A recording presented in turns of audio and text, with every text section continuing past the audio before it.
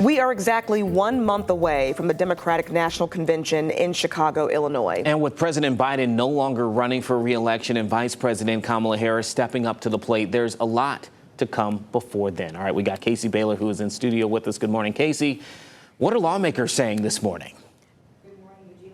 Lawmakers like Congressman Bobby Scott, Virginia Delegate Michael Fagans, and State Senator Aaron Rouse thanked President Biden for his leadership, and they also showed their support for Vice President Kamala Harris to be the next Democratic nominee for president. Now, State Senator Mamie Locke wrote on Twitter, the leadership of this party has been so disrespectful to an individual who has done so much for them. She adds, if any support does not go to VP Harris, what is the justification? We also heard from U.S. Senator Tim Kaine. He called Biden a, quote, patriotic American who has always put the needs of our country ahead of himself. And he adds that he is looking forward to working with his friend Kamala Harris. U.S. Senator Mark Warner also showing some support for Biden, saying, quote, he charted a bright path forward for our nation after four tumultuous years under the former administration. And Virginia House Speaker Don Scott says Biden calmed the country and brought us through a devastating crisis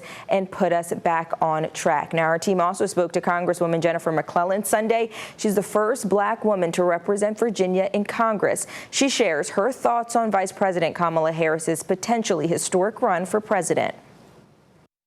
She's the most qualified person to do the job. I think when people look at the clear contrast between these two candidates, I believe that we will be calling Kamala Harris Madam President very soon.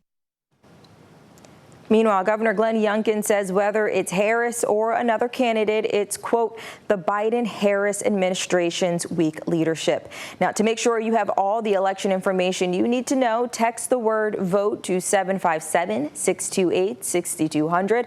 We'll send you the 13 News Now voting guide. That's where you can see who's on the ballot and how to find your polling location.